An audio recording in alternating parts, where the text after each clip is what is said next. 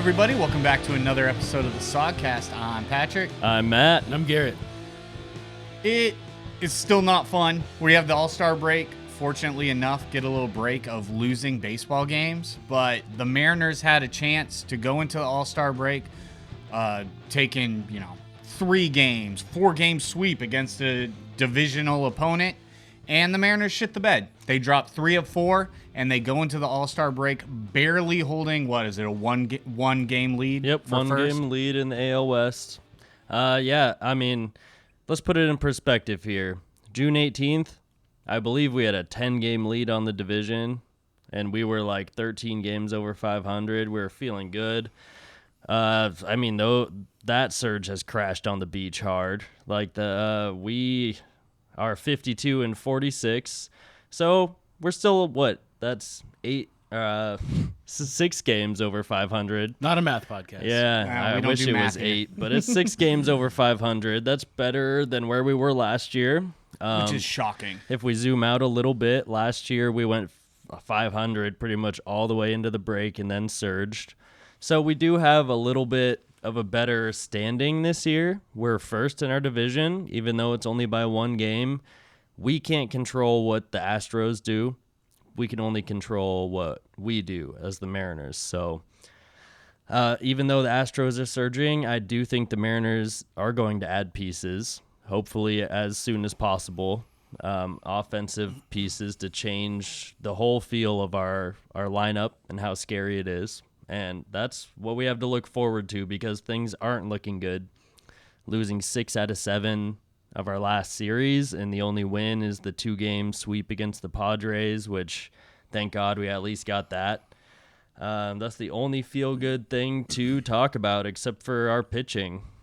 You were talking about the scariness of our lineup. The only fear our lineup gives is our grounds crew because they have to keep resodding the area from home plate back to the dugout because it's so worn out. I mean, striking out 10 to 15 times a game, every single game, it's just unproductive outs. You go a 4-game series against the Angels, who were at the time almost 20 games under 500.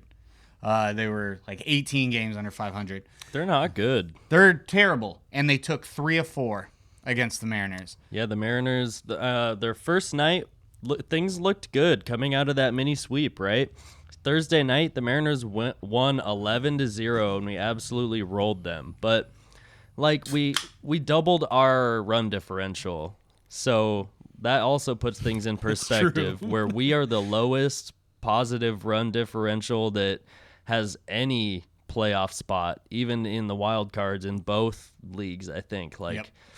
Our run differential was 11, and we doubled it to 22. It's under that now by a few because we lost 3 one-run games on Friday, Saturday, and Sunday in devastating fashion with opportunities to win late, putting too much pressure on pitchers that come in after we've used our highest leverage arms, trying to gain a run or two. Do you know how many times we left the bases loaded? How many times? It was probably 40. Dang. I think it was 4. I counted 4. It very well could have been more than that. That's the story of the series, man. All the runners we got on, we left stranded. Timely hitting has not been our strength. I mean, hitting at all has not been our strength. Fair. But we don't have timely hitting, and that's what we need if we can't hit for average or power. I mean, we do hit home runs, but there was one point we got the bases loaded without getting a hit. Yes. We were still getting no hit in that game, and we had the bases loaded, and then did jack shit with it. So Go figure. the Mariners special. Well, Yeah, Luis that's the Seattle Castillo. special. Luis Exactly. Castillo is great. Yeah. They're all great. So Thursday was All the the first pitching. time in 15 games the Mariners didn't strike out 10 times. They struck out 8 times. hang the banner. It's pretty good. Hang the banner. 8 strikeouts. Let's go. And then Friday, we would have been... we K'd 9 times. So 2 games in a row under 10, but 8 and 9 strikeouts. And also it was in 10 innings, we K'd 9 times. So These are improvements. Yes. yes, these are improvements. We're moving in the right direction. But, I mean, we're just not hitting. Kirby was awesome. Gilbert was awesome. Voth has been being pushed into more high leverage roles where he shouldn't be. Yeah. Gilbert could have been more awesome He could have been more awesome. had he played more of the game. So Logan Gilbert misses out on his chance to pitch in the All-Star game because he pitched in the Sunday game for the Mariners. And MLB rules stipulate, for player safety and stuff, that if a starting pitcher throws on Sunday, they cannot pitch in the All-Star game. And like you were saying, like, I don't care. I would much rather have Logan pitch for the Mariners in the regular season than pitch in the All-Star game. Same. He got voted an All-Star. He's in. It's all good. Like, now, I do agree with that statement. The problem with that is that the Mariners, hyped up Logan, right? They did the video of him calling his mom and saying he's made the All-Star team, all this stuff, and they hype it up, and then they have him go ahead and pitch Sunday, which I think is the right call. We need to win these games.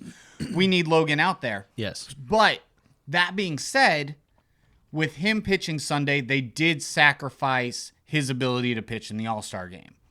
So you might as well let him pitch his ass off, right? Well, that's what he did for 7 straight innings, 7 innings, 9 strikeouts, 2 hits, no walks, 87 pitches. He realistically has a chance to go for a complete game shutout going into the All-Star break. And what does Scott do? He pulls him. He pulls Logan at 87 pitches. You already screwed over his chance to the All-Star game. He has a chance to go for a complete game, at least get 8 solid, and then you only need Munoz to close it out. But because of the analytics, third time through the lineup, they say your numbers matter, and so they pull him from the game. And it makes me wonder, does Scott have any gut instinct? Like, does he have any stomach for the game? It's clear he doesn't have a spine, so does he not have a gut either? Like, what manager in what world can you constantly see these players having career-like games? Like putting stuff together, getting multiple hits on the offensive side, and then pulling them. Having a pitcher pitch his ass off and put you in a position to win, and he pulls them because of numbers. There's no feel with Scott. He doesn't know the game of baseball. He's getting numbers from nerds from Harvard that's like, well, third time through the lineup, they have a .247 chance to increase their batting average against. So he pulls them. It's bullshit. I'm tired of it. I want Scott gone. I could not believe that happened. Yeah, dude, it sucks. Logan should not have been pulled in that game. Yeah, great rant, Patrick. Everything, I'm with you on all of that. Logan Gilbert is our best pitcher, is he not? Yes. Oh, yeah. Okay, so when we're going deep into a game and he has a little bit more leash to give, like how do you build up to throw over 100 pitches? You know, how do you do it? By doing it in game. You go do that. If you don't go build up your arm and stamina, you won't have it later in the season. When is a more perfect time to let your horse go out there? Your best pitcher, despite who you have in the bullpen, when you have extra rest, you know he's not pitching in the All-Star game, which he was selected to very deservingly. Yes. He's made huge strides forward in his career. We saw him pitch a complete game shutout last year. I mean, let the guy go. He's still young. He hasn't had any IL stints this season, or maybe even last season. He makes almost every start. He's healthy. Stretch him out, dude. Let him roll. Let him use the adrenaline and get in the zone. Like, be in the zone for those next 2 innings. Let him chase it. And then, dude, does it not turn on the offense when that pitcher keeps going out there and holds it and then turns to his guys in the dugout and is like, let's fucking get it right now. Let's go. Get some runs. Instead of having some guy that's been sitting in the bullpen all game come in and like get hit around. Like that just destroys the momentum that pitcher is giving your entire team right now because he's the guy that's carrying it on his entire back. Did they bring in Voth? So they brought in Stanek. Okay. Stanek threw 4 pitches that were not even close. They were all over the place. And he left with injury. Yeah. Especially because of the new reliever rules, you have to face at minimum 3 batters unless you close out the inning. But He faced the one batter. It was clear that something was wrong. And they pulled him, and they put Voth in another high-profile situation when he blew it the day before. I was just going to say he threw 2 pitches. The second one was a fat meatball. Willie Calhoun absolutely slaughtered that ball and walk-off home run. Ugh, another Calhoun for me to hate. Great. Another Angel Calhoun. Mariner killer. Great. Just what we needed. 2 home run day by Calhoun. And yeah, Voth served up a meatball. Oh, that pitch was horrendous. And then we throw him the next day for what, redemption? How about we try to go get a W? How about if we're pulling Logan Gilbert out of the game and Stanek doesn't make it, we have more arms, man. We only have to play Saturday and Sunday before a multiple day break where everyone gets rested. We have better arms than Voth. Don't put him in there in that situation. You know, like that's, I don't know. Even though Stanek got hurt, it wasn't the first. That shouldn't be the second call to the pen. And another thing, like with Logan getting pulled without going into the 8th inning at only 87 pitches, let him go out there. If he gets in a little bit of trouble, it was 2-0. If he, walks a guy and gives up a single, okay, he clearly, his arm's starting to get a little bit tired, pull him out of there. And then I can understand that. But when you just pull a guy who's absolutely dealing because the little monitor in your ear from upstairs is telling you these numbers say Logan shouldn't pitch. It's just, and what drives me crazy is that night in, night out, there doesn't seem to be any adjustments made. Scott is not making adjustments. He adjusts the lineup all willy-nilly every single fucking day. He'll change the lineup around. No one's hitting in the same spot. But when it comes to, okay, I've tried this numbers strategy time and time and time again, it's clearly not working out. Again, not having a gut for the game. Not one part of you is like, maybe this isn't working. And I feel like how much of that is DePoto crunching his numbers for that 54%? Well, the analytics department seems to be making a lot of, giving the coaching staff a lot to do. And I think Scott is almost a lame duck manager at this point. It's been 9 years. All of his contract extensions have been in 3-year increments or something like that. They extended him. They're all in 3-year increments. So now would be the end of that 3-year time again. And I think he knows that and feels that and is just like, okay, whatever, pull the strings. I'll do whatever you want me to do. And I don't think his heart is in it. I'm sure he loves his players and wants them to do well, but he's like, I don't know how much he's able to do or cares to push back and play the game as a player type manager rather than a front office analytics type manager. I don't see him being a player friend, someone who's out on the field grab assing a little bit sometimes and being serious when you need to, but he's not friends. He doesn't seem like he's a friend to the players. No. So we need someone like that, man. Look at Alex Cora, where he's real. He played for a long time. He has some grit and a lot of feel for the game and understands what's going on in every situation and who's who and what's what. I don't know. We have a lame duck manager. The point I'm making. We need someone with some life in here. Yeah, we talked about this weeks ago, months ago, when we first started bitching about how Scott does the same dumb tactics all the time, and we said he's showing zero signs of switching that around. Lo and behold, we're here now saying the same thing, dude. Well, I don't know. I think part of the solution is just getting baseball people between the analytics department and the players to be able to relay the information in baseball terms, not nerd numbers terms, making the players think too much about statistics and percentages and all that, but just go out there and be able to play the game with something simpler and in baseball terms they can stick in the back of their head and go be in the moment rather than overthinking the moment. And I want to know what type of analytics department, and this is where, it's a little tongue-in-cheek, a little bit of a joke, but talking about Scott throwing games, obviously I don't personally or actually believe that, but what kind of analytics is telling you to bat 176 Mitch Garver in the 2 spot?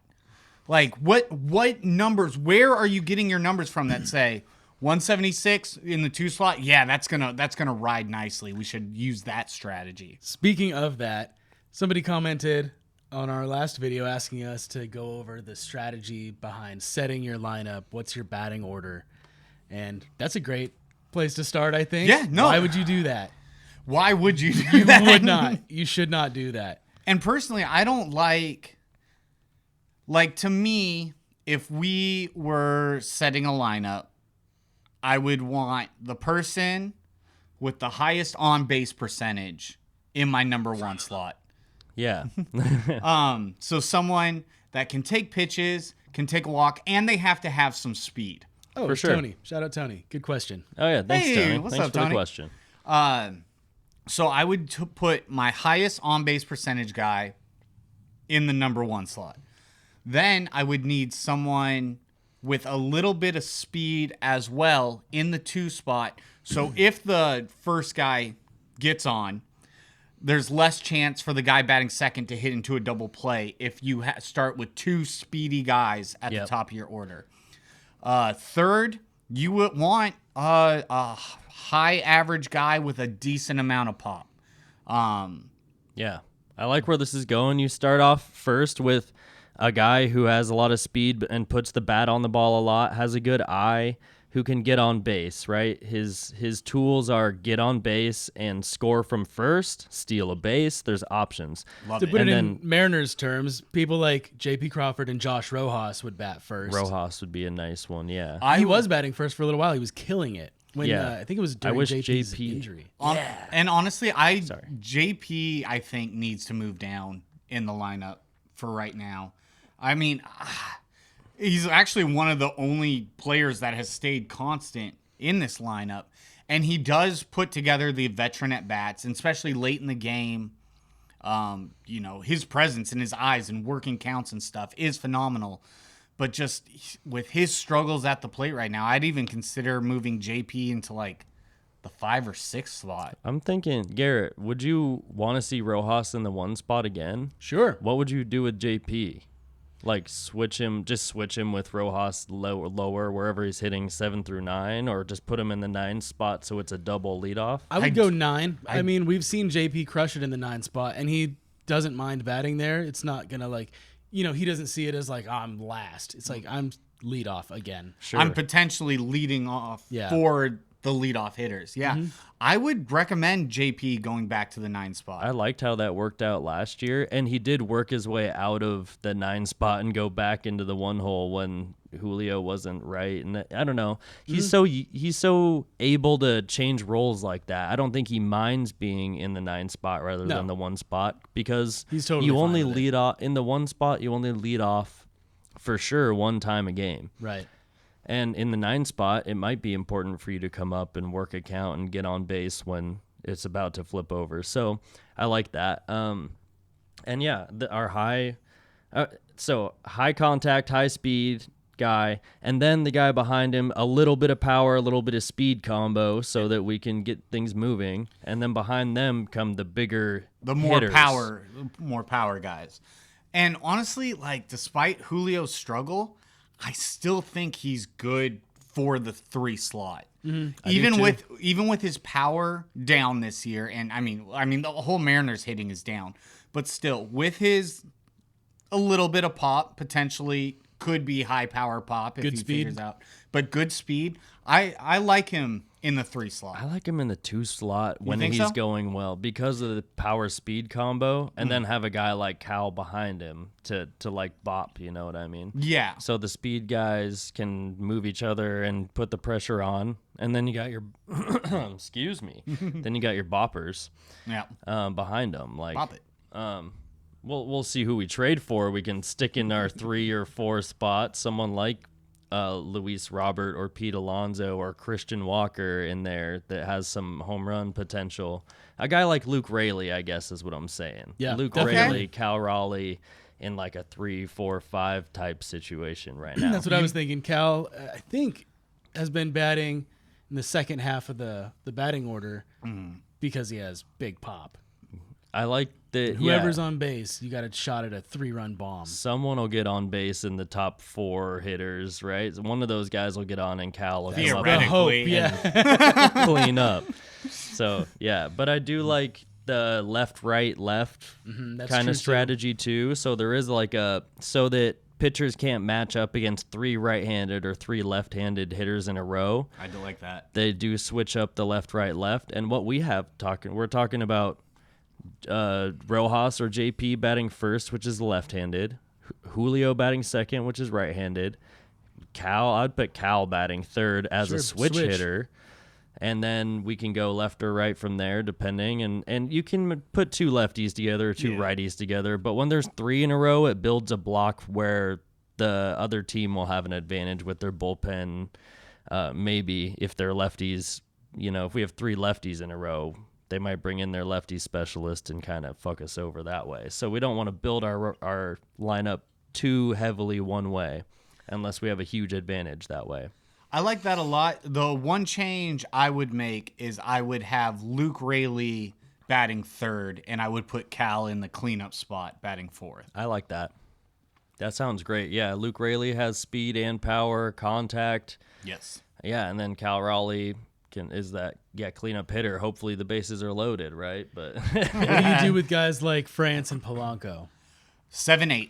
Yeah. Put him in the 7-8 spot. 6-7, 7-8. We've got Josh Rojas, J.P. Crawford, Dylan Moore, Ty France. Ty France is kind of a 6-hole kind of guy, 6 or 7, in the same way that who did we just talk about? Polanco. Oh yeah, Polanco should be playing right bench or left out. So yeah, get Polanco out of there and have Ryan Bliss batting in the 7 spot. Yeah, I think left out is his best position right now. We should Definitely. probably make that move sooner rather than later. I feel bad I feel bad for him. He's only 30 years old, and he had an injury, and he's kind of reminding me of late career Robinson Cano, but way younger, and it sucks to see like a player with such offensive prowess before just fall off that hard in the last 5 years, you know what I mean? And like it happens, and it sucks to say, but I don't think his vibe is right here in Seattle for I don't think him it sucks to say. Honestly, No, we're trying to win games. Jorge Polanco, I can still be a fan of Jorge Polanco. I like Jorge Polanco. Yeah. I wish he was playing good baseball, and he's not. And so what do you do about that? You got to cut your losses. You got to move on. You got to come in strong second half. We got to make big moves, dude. Eat $5 million and cut him. And honestly, I'll say the same thing about Ty France right now. Yeah. I like Ty France. I like Ty France when he's playing good baseball. But right now, if we trade Ty France, I'm not going to lose any sleep over it. I straight up don't care. I'm trying to win ball games. I've been a Ty France guy for a few years. You guys have known that. He used to be my That's what I'm boy, saying. It's Ty. not personal, you know? Yeah. Like, I still know, yeah. like these guys. I like all Me these too. guys. But you're right about the decline, man. When you look at the numbers and over the last 3 years, it's just decline. Ty France tried to go through the swing revolution this last offseason, and it's not paying off. He's still only hitting balls to the wall. All the ones that look like they're gone are just at the base of the wall or off the wall. And you're like, sick. You're steaming into second base because you can't run. Yeah, you're getting to be 30 years old and going into arbitration. Yeah, he's the same age as Polanco, right? He's already, That's crazy they're to 30. think about. And they're getting The paid career enough. differences, you know? Yeah, I know. And they're getting paid enough to it's getting move worse. You got to move on. Yes. on. Yeah, we And can't. first grade. What am I talking about? First base is a position that we could, use such a big upgrade at. Yo. Yeah. Where's our gigantic, big old batting third, pure power hitter guy? Can we have one of those, please? Seriously. Justin Smoke might be better at this point. I mean, shit. I mean, Ty France is cool, but when I think of a first baseman, I want the biggest, burliest, I want Adam Dunn. straight up. Seriously. That's exactly what I'm talking A about. counterpoint, John Olerud. I know he's a unique man, but I just got love for that guy. I got to shout out John Olerud. He was on the tall side though, wasn't he? was, He yeah. was really tall. He just wasn't yoked, but No. He was tall. He was tall. Yeah, he used to be a catcher, actually. Pretty in, good call, though. And John pitcher. Olerud's the Yeah. man. Yes. Pitcher? Yeah, John Olerud's the shit. But I'm standing by it. Stand by what I said. You should stand by. I have this question in the notes here. I said upgrade at first base. Is Yes. Ty France an MLB ready part of a trade package? Sure. And yeah, he is. For a team that is not competing right now, they could use a 30-year-old guy. But the problem is he's going into arbitrate playing first base, slapping the ball. The problem for Ty France is that he's going into arbitration 3 and he's going to get paid like $8 million or something like that. You know what I mean? And no one wants to pay an ARB 3 30-year-old $8 million next year. So it's hard to say that someone's going to take him on unless they just take him and eat the money and DFA him and try to get a draft pick for doing that or something. Mets. So Pete Alonso is on the Mets. But we're not going to 1-for-1 trade Ty France for Pete No, Alonso. that's not what I'm saying. Obviously, we're going to trade from our prospect capital. Sure. So, per Jim Bowden, the Athletics MLB insider, he says, President of Baseball Operations Jerry DiPoto told me on my radio show that Seattle ownership has assured him they will absorb additional payroll, and then he is willing to trade top prospects if there's a way to add quality bat or 2 at the deadline. The Mariners 3 or have touched 4. base with practically every team in baseball and have interest in the White Sox Luis Robert Jr., the Cubs Cody Bellinger, the Marlins Jazz Chisholm Jr., and the Mets Pete Alonso, and the Diamondbacks Christian Walker. The trader Jerry is ready to go, so let the trades begin, is the quote. So thank you, Jim Bowden, for getting that quote from Jerry DiPoto and showing us who's on the market. Because we've been talking about this for weeks or years now. They're going for top shelf players. I mean, I don't want to get too ahead of myself. I'll believe it when I finally see it. Me too. We have been fortunate. We have seen the Mariners, get some nice additions. Luis Castillo was a huge one. And but all this talk of, it was kind of like the Pirates making news where their owner went out and was like, "Oh, we are gonna build around this team. We're gonna spend the money. We're gonna build this team up." And the Pirates fans were like, "Yeah." And then it leaked like a couple hours later from We actually don't have any money. They were like, "Yeah, he was actually lying to all of you guys.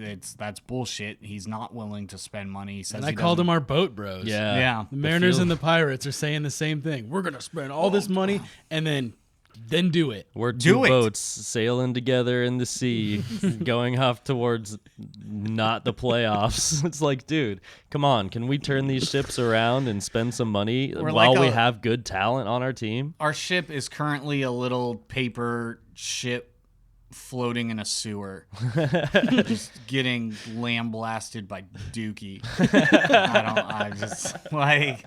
I don't know. I'm so tired, dude, of the same old bullshit, man. I've been a fan of this team for so long. They're etched onto me. I can't escape them. Same. And I wish I didn't care as much. Right. Like, I wish I could be like, "Oh, the Mariners lost, no big deal." But like this, yeah, right. It ruins you my wish day. You could feel that way. The Mariners lost, no big deal. Well, if they're playing well, then I guess you could feel that way sometimes. Yeah. I want to feel that way.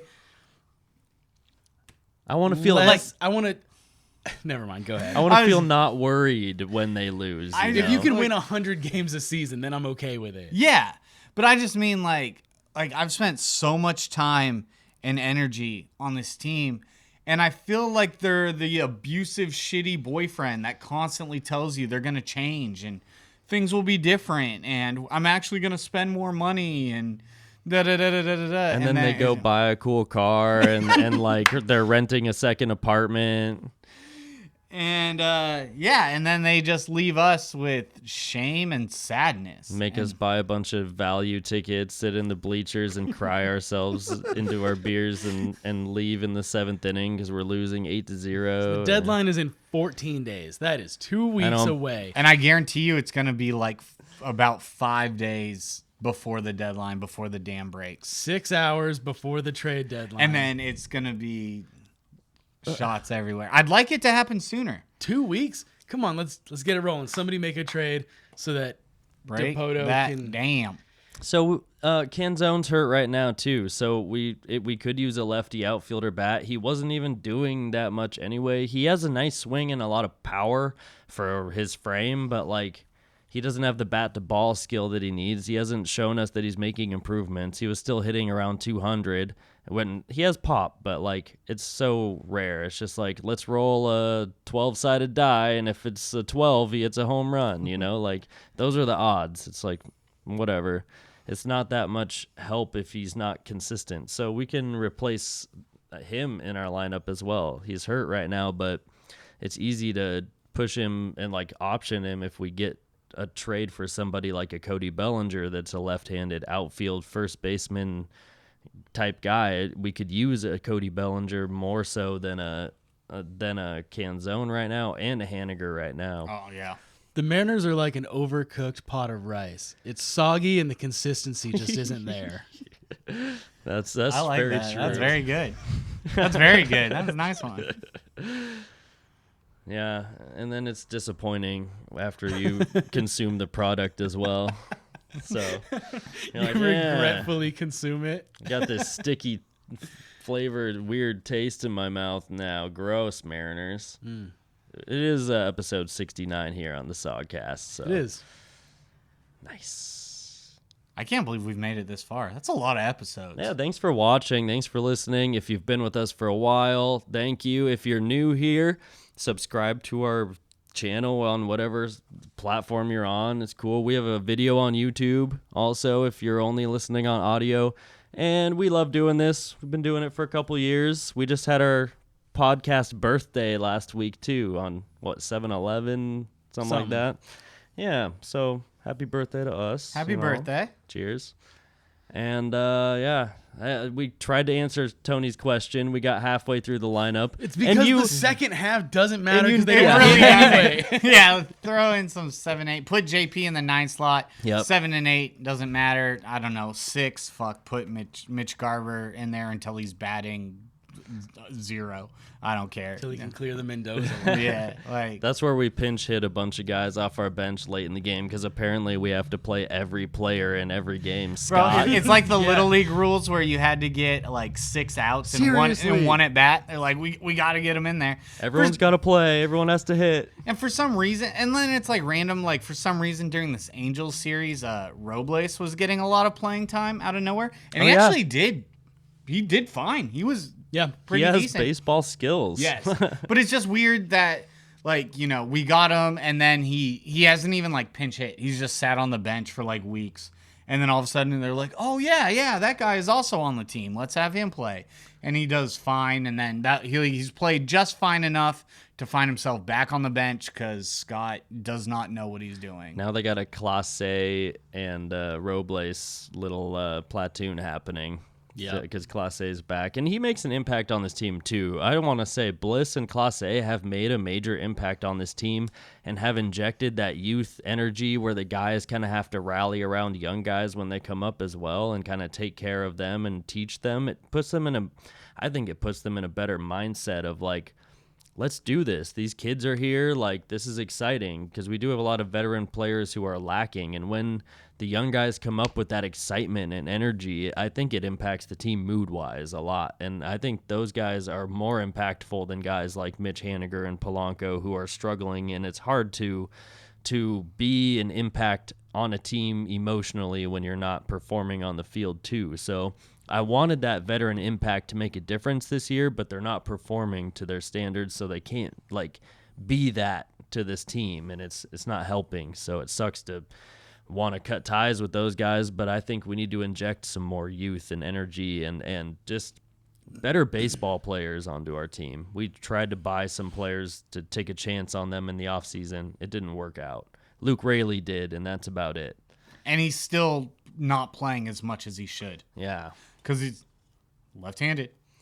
Sucks, man. We plays all pull over him. though. First base. Yeah. Left field. That's why I like field. Cody Bellinger, man. I think he'd be a good fit on our team because he can play first base or corner outfield or center field if we need him to. Screw it. Let's just clone Dylan Moore 9 times and just have him play every position. Please. Then we can finally see him in pads. Yes. So Pete Alonso and Cody Bellinger are both Boris agents, so it kind of sucks they're just half-year rentals until they go into free agency again.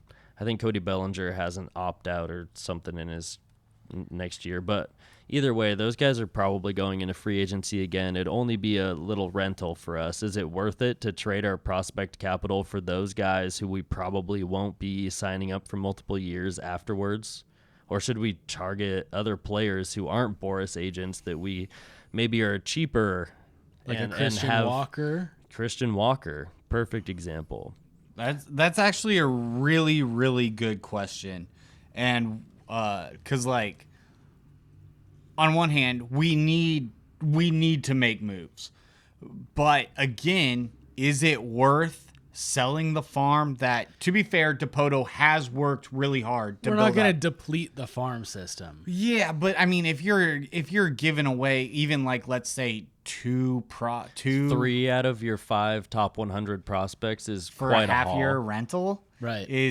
and that, I mean, I'm thinking like for 2 trades. Like if you get rid of pretty much 3 or 4 of your top 5 prospects, that's a lot of capital. But if they're going to keep drafting well, we use what we have now for this window and then rebuild, depending on what we keep and what we dole out, we have something to rebuild around. But either way, we have to trade from that because we don't know who's going to be a good Major League Baseball player. that's true.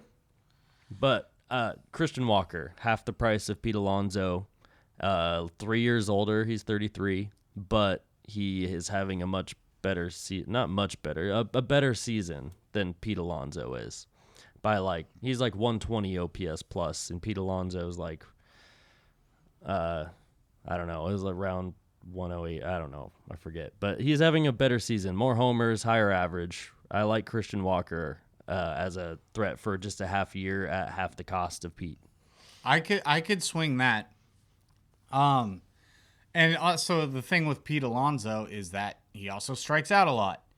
And I just I'm tired of the strikeouts. I'm tired of the Mariners striking out. Over 1,000 times. I think we're the only team over 1,000 strikeouts this season. It's ridiculous. It's getting really, really hard to root for this team. Not like I'm ever going to stop, but like it's so hard to root for this team night in and night out when they keep making the same mistakes and they show no signs of trying to change the mistakes that they're making. Yeah, it's tough. It's like Groundhog Day, but instead of him falling in love or whatever Bill Murray does in that movie, we're just watching a toilet flush a fat turd over and over and over again. You wake up and what do you know? You're stuck in a sun-baked porta-john at a John Mayer concert at the Gorge, and it's day 4, and the toilet hasn't been cleaned yet. And you just wake up into that day after day after day. And every day it's a different turd. The lineup changes every day. It's constructed differently, but you have to figure out how it's constructed right and keep it that way. I don't know what we're even talking about. How many Keurigs is it? Like, either way, the Mariners have to. They would cite that they're trying by flipping around the whole lineup all the time and trying to do the matchups and all this stuff. It's like that's not what we mean. We need consistency. The players need consistency. They feel flat. They have explosions of good energy and then just absolutely crash again. It's the roller coaster of the Mariners. Like this, it's their whole life is like this. Yeah, dude. We started the season, everybody taking really good at bats, just watching balls, swinging at strikes, and that all went way out the window at some point. Yeah, and what it has the hell? never shown signs of getting any better. Yeah. Like, what adjustments are we making? We fired our offensive coordinator. Great. And we had like 2 good games in a row. And then it just went, I don't know, just fire someone whenever. I don't know, just fire someone, throw it a dartboard, and maybe the Mariners will hit for 2 games in solidarity of the sadness of that guy getting fired. Get Edgar Ichiro and Ken Griffey Jr. to walk into the batting cages and talk to some people and Tell them what it feels like when things are going well and how to get there mentally. I think it's not give them tips on their swing. Give them mental fortitude. They're all over the place. They need somebody to go tell them that they're good and tell them to relax and like play their best game and just be locked in. I think it's more of a mental thing than anything right now. Pitching's better than it's ever been, and it's harder to hit any breaking pitch than it's ever been. I don't blame hitters for striking out, but something has to change. And for me, when I compete, it's a mental game because when I can trust my physical abilities, then it's in the back of my head. I'm just in the moment doing the thing, hitting the ball, throwing the ball. I'm focused on small like things that are happening with my body and my breathing and all of that. I'm in tune with what's happening in the game I'm playing. And I think there's a disconnect, man. There's something happening where they need to have some confidence instilled in them. And I don't see why the Mariners Hall of Famers who Ken Griffey Jr. kind of owns the team. Ichiro is involved. He's around. Edgar has got to be around. He's like suits up and takes batting practice and stuff. Yeah. Like get those guys in the room and like talk to the guys. That's just something I'm thinking about. Because what else? I have no idea what else to say. And I see that. However, some of the problems is, and this is that has been true throughout, is that like a lot of great pure hitters aren't good coaches because of the ability that they have. So to them, it came more natural. Not that they didn't work hard, because obviously they did. But, you look at Edgar Martinez is one of the best hitters in Mariners history. One of the best hitters, he's up there. It's not like he's top 10 all time, but he's up there as one of the best hitters. Oh, yeah. And he was a terrible hitting coach for us when he did have that job because he had so much natural ability and everything just works so well for him that it's hard to translate to a player that's struggling when you just want to say, well, hit the ball. You see it coming, hit it. That's what I did. And, so like that can be kind of hard, which is why like a lot of great managers in baseball were players that did not have good careers. Oh, yeah. Because they knew what they had to work for and work towards to try to better themselves. And even when doing all of that, it still didn't necessarily work out for a good chunk of the managers. Yeah. But they can take that knowledge and instill it into the younger generation and like hopefully your players have more ability than the coach has. And so then they can take that information and the struggles and work through it. Sure. But like a Mike Matheny kind of guy. Yeah.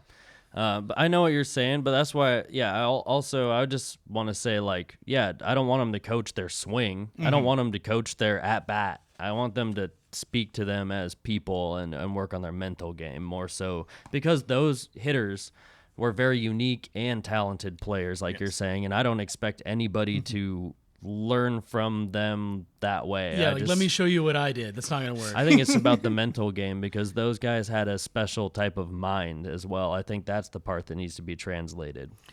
I like that a lot. And then this kind of ties into, again, in a kind of a point you mentioned earlier with like, it's clear the Mariners are very analytics heavy. So if you have a player who, these guys aren't rocket scientists. They're not out there doing long form division. Like, so they want to see the ball and they want to hit the ball. So if you are now taking these baseball players who just want to hit the ball and you're running them through this Excel spreadsheet number crunch and you're analyzing all this different data, and it's just like, is that possibly one of the things the Mariners are doing wrong? That's they're just what I'm like saying. They're running the numbers so much. Don't put numbers in the That's what our buddy Scott, shout out Scott, was telling me. He's like, you can show Ty France a chart with a green square and a red square, and then he gets up to bat and there's no green or red square to be seen. Where's that square? And he's like, I'm just trying to swing the bat. Yeah. Like, how many I think that's image has stuck in my head ever since he told me that. That's really also Scott. That meme you sent was so funny. Fire. It was so funny. Just caveman SpongeBob. It was during that conversation. But also, I don't know what we're talking about anymore, guys. This whole How to Mariners fix it, team dude. they need to add other players. Yes. That's what how it we is. fix it. We can critique the coaching all day, but they should do this. They should get a different guy to do the job when our guy doesn't do it very well. If we get Christian Walker and Jazz Chisholm Jr., that makes a huge difference. Or Luis Robert Jr. and Cody Bellinger makes a huge difference. I mean, if we get two players, an outfielder and an infielder, that both hit, then we have a much better team. Dude. It's easy. You were mentioning Isaac Paredes and Randy. Yeah. Dude, Randy. that's a combo. He's the coolest. Yeah, that would also be cool. Imagine the marketing with Randy doing his, and then we got the no-fly zone in center. That would be cool. Saying a back-to-back. I can see the photo ops already, man. Dude, Randy I think he'd be a nice energy for our team, too. He's been playing in Florida. I don't know how the Northwest fits for him, but either way, his contract is more than just this year, I think, and that'd be nice to have him for more than 1 year as well, instead of just a 6-month Scott Boras rental, which I'm not super interested in, but I mean, let's go for it. We're here, This is when we gotta go for it. We missed it barely last year. We made it barely the year before, and ended the drought, but that's not enough. I'm hungry. We're starving for playoff baseball in Seattle. So make it happen, boys. Let's go, Justin. Let's go. Come on, Jerry. Go find the guys that we need. Get a Luis Robert in here. I don't care if he strikes out. He's going to help our offense. Yeah, and I mean, striking out is nothing new. So yeah, we're used to that. So we saw Teoscar do it all year last year, and he still did most of the damage on our team, like third most maybe. Yeah. JP and Julio and Teoscar were massive last year, and even though he struck out at a 208 time clip. I've been thinking about this anecdote for a while, and I was kind of thinking of the perfect time to fit it in. But last year, going into the Apple Cup, Wazoo versus UW football, and I was listening to the Wazoo coach, and Wazoo clearly go Cougs. Wazoo clearly has a worse program than the Huskies, and listening to the Cougars coach pregame interview going into the Apple Cup, and he's talking about, he's like, yeah, I have so many boosters and so many alumni telling me the season doesn't matter, just beat the Huskies. Just beat the Huskies. Whereas the Huskies, they're thinking about going for the title, and us as Mariners fans, I feel we're not begging to win the World Series this year. No. We're not. We just want playoff baseball. Give us a chance in hell to get there. If we don't make the playoffs, we don't have a chance to win the World Series. We're the only team that hasn't been to the World Series. If we're on a track to get there, get us past the divisional series in this.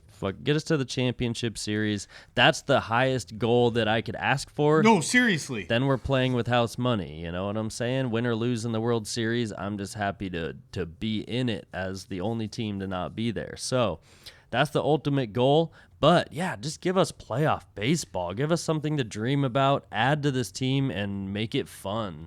It sucks right now. Being a Mariners fan is not fun right now. It's not.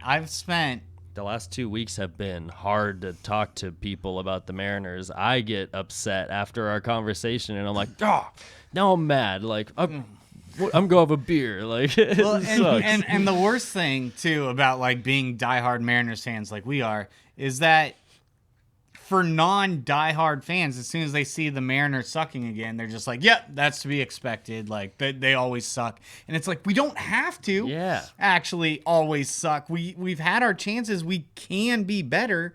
We're just not. And now we're pissing away the lead that we had. Dude, I hate when I'm talking to people and I've been telling them, no, it's different, dude. It's different, dude. They got this energy, got these players, dude. It's happening. Look at the Mariners. And they're like, dude, it's been this way for ever. 30 years, dude. It's like I hear this every year, and I'm like, the jaded Mariners fans, and I'm trying to be this like, nope, come on, watch. But then when things start going badly, I have to go up to those people, and I'm like, they're like, so how are their Mariners doing? They're fucking bad, dude. It's Okay, like, they're bad. They Shut suck. up. They've always sucked. It's like, I don't yeah, know. yeah. Like I So- hate myself. Then I get where they're coming from, and I'm riding this roller coaster for no reason, and I'm like, oh, no wonder they're not invested. Like, this sucks, dude. Yeah. It's been like this forever. So, and we've grown up that way. We know what it's like. It's part of our lives, and we ride that roller coaster willingly.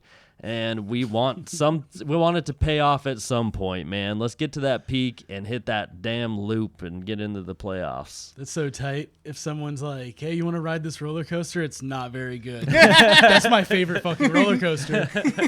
It's really I boring. throw up every time, and I'm going to keep riding. You're like it's slow. It breaks down all the time. But at the end, and at the end, we're actually going to charge you more money than you paid to get on. And then I'm riding that ride 10 times out of 10. Yeah. And then when puke every time. and it gets off early. You thought you were gonna ride it to the end. Actually, it's gonna stop. You have to walk your ass You back have to to the walk. line. And then when you get to the end, make sure you hop back in line so you can ride it again. And that has just been the roller coaster from hell that we have been on. Go Mariners. It's just Remember 2001? yeah. Oh my God. Arthur Rhodes, Jeff Nelson, Mark McLemore. I love Mark McLemore. Man, we had 9 All-Stars on? We It did. was fucking He was crazy. 8 or 9? 8 or 9. Including Lou Piniella. Dude, at our home stadium. Well, Jamie Moyer, Freddie Garcia, Kazuhiro Sasaki, John Olerud, Mike Cameron, all the boys. Can we do that again? Can we have some fun in Seattle? And you know what? That was so fun. Now that you bring up the reminiscing, that's another thing that's shitty about the Mariners is that we still just pop out the same 95 highlights year after year. It's so annoying. It's because it's literally all we have. Yeah. 2001, I feel like they don't even push those highlights as much because it ended in disaster of winning 116 games and getting bounced out in the first round. Losing to the fucking Yankees. Yeah. So At 95 is literally all we have. One crazy year that we almost made it to the World Series. And they call it a miracle because it was, dude. In the last, it's a miracle the Mariners played in October. dude, the Crazy. last 2 weeks of the season, the Angels went on a crazy slide. The Mariners went on a huge winning streak, barely beat them in a playoff game to get into the. Dude, we barely made it in 95. It was literally a miracle that we were there. And in 2001, didn't do shit with our best team and best performance ever. And those are the most exciting times in our whole lives. I was 5 and 11 years old. Can we have some fun? Because it's not been fun. In our 30s, Come still on. just thinking about those times. It's I fucking remember- sad. It's really sad, dude. That's what I'm saying. It's never been that way, and it's never felt that way. I feel jealous of teams who spend money and get good players and have fun. Yeah.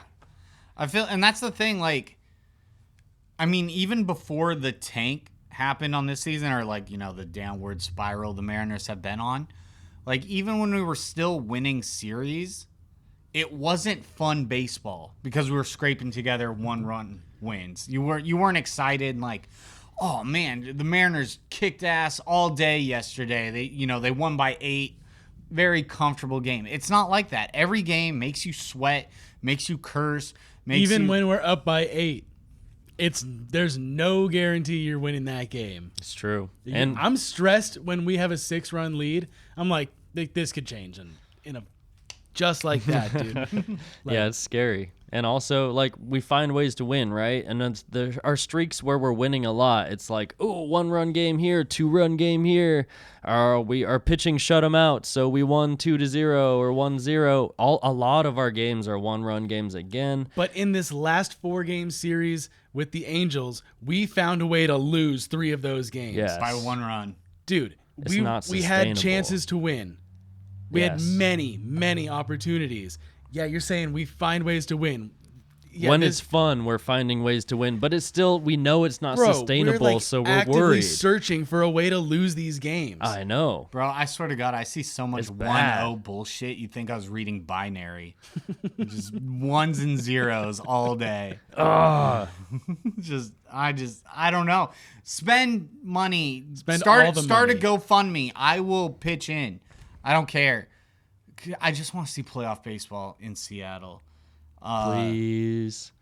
We're so close. We're so close. I hope boys. the So person close who to paid- pissing it away. I hope the person who paid all that money to have dinner with Jerry DiPoto is going to sit him down and be like, what the fuck, dude?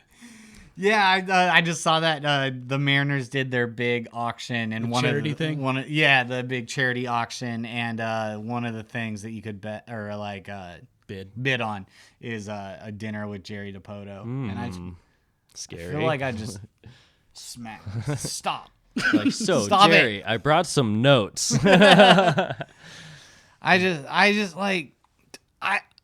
What baffles me is they have to realize that whatever plan they're using is not working, right?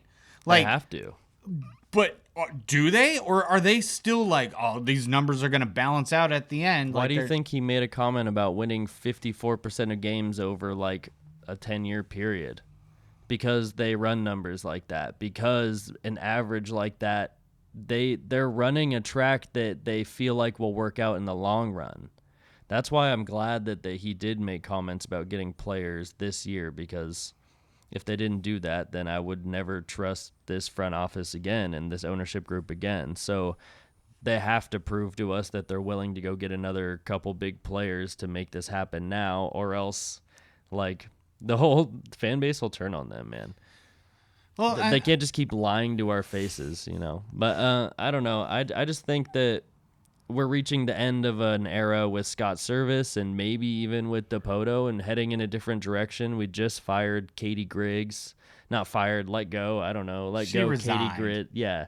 So she went to another team and got a job immediately from the Orioles. And maybe we're moving in a new direction in this next few years, and that's just the beginning of that's the first domino, you know. I don't know if Jerry DiPoto will stay around for the next part of that or what, but they've all been on like those 3-year window contracts, and this is the end of that, like I've been saying. So I think things might be changing. We might spend a little bit of money, but ultimately it's going to end in a rebuild in a couple of years when JP's contract's up and Luis Castillo will probably trade towards the end of his contract when he still has a year or year and a half left on his contract. So 2027-ish is when that rebuild is probably going to happen. So until then, they have to at least do something to placate us, I think, the fans in general, or else nobody will show up. Well, I'm tired of DiPoto running the numbers. Bro thinks he's Rain Man, but instead he's just Simple Jack. And I kind of like DiPoto. I hate how he trusts so much in the numbers. I like the moves he could make. I wish that He's done a lot of very excellent the things. ownership would open up the checkbook for him to make moves that aren't just marginal and, you know, do something impactful for once. No, that's where we sit, man. We're kind of depressed about the Mariners. We're at the All-Star break, though. Everyone's rested. We're going to come back at the top of our rotation, hopefully. First in the division. First in the division by one Barely. game. And hopefully we come back from the break here, the off time, downtime, with a new bat in our lineup. Or 3. Did we see Luis Rengifo at all in the Angels series? Was he even playing? I didn't hear I'm his name. confused. I don't know. I saw Anthony Rendon though. I did. Let's get Rengifo up in here. He Definitely puts the saw bat on Mickey the ball. Moniak. Yeah, Mickey Moniak I fucking us saw up. that dude was a first overall pick. Yeah, 1-1 in like 2018 or Something like Something, that, yeah. yeah. I think it was by the Phillies, but I'm not positive on that. Sounds But about he right. was, I do know he was a first overall pick. He was Obnoxious. great out there in the field. He He's can hit the great. ball. Mickey Moniak is a baller, man. And also, I was surprised by the Angels bullpen. They have some good arms back there that they're probably be I don't traded. think they do. I don't No, think they have good arms. They do, dude. I think they have good arms against the Seattle Mariners. No, they have a few good arms. Carlos Estevez is really good. They just Charlie added another Sheen? dude. They have a couple shitty guys too, but like they have a good handful of bullpen pieces. I was surprised. I thought they looked good. Okay, I know the Mariners can't hit, but it didn't help that they were actually locating and had good movement and like. I don't know. That sounds like Scott, where after every game he's like, "That pitcher, he had incredible stuff," and you're like, I don't say this about teams guys that suck and the Mariners can't hit. No, they had really competitive bullpen pieces back there. I think they're trying to get traded off that fucking team. Anyway, I think this is the end of our podcast, is it not? I don't have Do you much guys else have to say. more? No, I think it ran its course. The All-Star game's about to start. The All-Star game is about to start. Watch Andres Munoz play in the All-Star game. Actually, there is one thing I would like to close this episode out with. What is it? The lack of MLB marketing. I kind of wanted to get into this earlier, but the lack of MLB marketing is insane. I bet half of you guys didn't even know the All-Star game was tonight because it's been marketed zero. The Home Run Derby was last night. I, who pretty much follow baseball as a second job and as like the love of my life, I didn't even know who was in the Home Run Derby. Then, keep that in mind, the MLB, as part of their All-Star weekend, does a futures game where they take the up-and-coming stars, the hottest prospects, the next generation of superstar players, and they have them play their own All-Star game. Were you guys aware of that? I knew it was going to happen. I didn't find out the game was played until the day after it happened. I follow. Was there a skills competition? I heard nothing about that until you mentioned it the other day. They added a skills competition. Sounds this year. awesome. Wish I could have watched it. Wish I bunting. heard even a whisper about it. I had no idea. I follow so many baseball accounts on Instagram. Had no idea it was happening until after it happened. And they scheduled the futures game, which is part of the All-Star weekend. They did it on Saturday when every MLB team was already had games slated. They just popped it in 3 o'clock Saturday afternoon. No fanfare, no way to grow this next generation of stars. Brand new skills competition. No one had any idea. I don't understand why. Like, how can you not build the game? This is your next generation of stars. And like for the NBA has Rising Star Challenge, like rookie versus G League or whatever. They have all of this stuff, and it's hard not to watch it. I tried to watch the Home Run Derby last night, and I went through Xfinity streams because I have that on my Fire Stick. Oh, but they block out ESPN. So I have my MLB Network TV subscription that I pay $30 a month for. I tried to watch the Home Run Derby on that. I could watch the celebrity softball game that happened 2 days ago, but I could not watch the Home Run Derby. MLB.TV. I tried to watch the Home Run Derby. It wasn't on there because it was on some other big network instead, and they somehow MLB.TV or MLB Network doesn't have the Home Run Derby on their stations. Like, are these not MLB affiliated networks? I'm confused about why it can only be on Fox or ABC, whatever network it's on. Why can it only be there? Why is there no, I don't know, why can't we split it into other places and like put it on the MLB channels where people want to watch baseball and like subscribe to watch baseball? But one of the biggest events of the year you can't watch on the thing you subscribe for, for the league, and you pay into to watch this. Great job getting new fans into a game that nobody gives a shit about. I couldn't watch the Home Run Derby, so I listened to the first round and then didn't listen to the rest of it, and then saw who won later and don't care. Don't care. And another thing, the Home Run Derby this year was lacking home run stars. Yeah, and I only knew because I listened to baseball podcasts while I work who was in the Home Run Derby. And also, that like we want to see, obviously a lot of players have injuries and things and have worries about their body, but why do we not I want to see a Shohei Ohtani, Aaron Judge, Vladimir Giancarlo Guerrero. Stanton, Vladimir Guerrero, maybe even Julio because he's been there and done it too. He's made an impact. Yeah. Even Luis Pete Robert Alonso, again? Luis Robert, sure. How about these big home run hitting guys? Like that makes me think they invited a bunch of people that were like, "Nah, I'm good. Yeah. Have fun with that." Yeah, probably. Last year was sick. Yeah, Adley last year was Rutschman fun. switch hitting a home Oh, run derby. that was Come on. so cool. I the was coolest there. shit. You were there. I was there. That I was was there fun as last shit. year. I God, think Nick- it has something to do with that it's in Texas. Does that have anything to do with this? Because the hype around it being in Seattle was huge. Like, well, I think it was more huge for us because I mean, like channels like John Boy and stuff did like full coverage of it, like vlogs of them at the games and different like asking fans on the street trivia questions, like Yeah. all that kind of stuff. And the Futures game was more apparent and in the media too. yeah, It probably was bigger for us because we're here, but I mean, I haven't heard jack shit. I Seriously. don't know what the jerseys look like. I mean, I've got nothing Yeah, to same, go off of, bro. actually. yeah, like I only know what my baseball podcasts tell me, and it seems like a lackluster overall, just all-star break celebration. It just seems very meh. yeah, it seems like no one dead. gave a shit this year. I'm probably not even gonna go watch the game right now. I'll watch it later when I'm like hanging out. Yeah. I don't care to watch it in real time. I'm just like I'll take my break too because we do follow a lot of baseball and it's Me and easy to Patrick get a are little gonna go watch fatigued. it. Have fun watching that. We Yeah. will. I'm gonna go play a pinball tournament. Oh, nice. Good luck. Yeah, I've been doing pretty well, you know. Winning a little bit of money here and there. We got a professional pinball player here. No. You get paid for it. I'm amateur. You get paid. That technically makes you professional. I'm an amateur. Amateur professional. He's on his Okay. way to the top. Pro-am. Pro-am. There you go. But yeah, MLB marketing sucks. The Mariners sucks. Spend money. Baseball sucks, dude.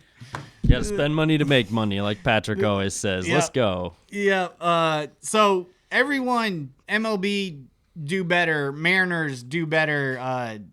We can't do any better because we are already perfection. This is obviously The best podcast of around. all time. Best Mariners podcast. Yeah, we Have definitely kick it in the garage. That's for sure. Happy 69. Happy 69, boys. Happy 69, y'all. We'll be back next week with, or maybe a week and a half, I guess, with our scheduling. We're going to get back to a We regular do whatever the schedule. hell we want. That is true. That's right. We'll be get back to a regular shooting schedule because it has been a little hectic for about a month now. It's summertime. It is. It's crazy. But we'll be back to a more regular schedule, regular release dates, all that stuff. You guys enjoy the break as well. We're about to go watch the Home Run Derby from last night and the All-Star Game. So it'll be fun. And we will talk to y'all later. Thank you guys all for being a part of this. And go Mariners!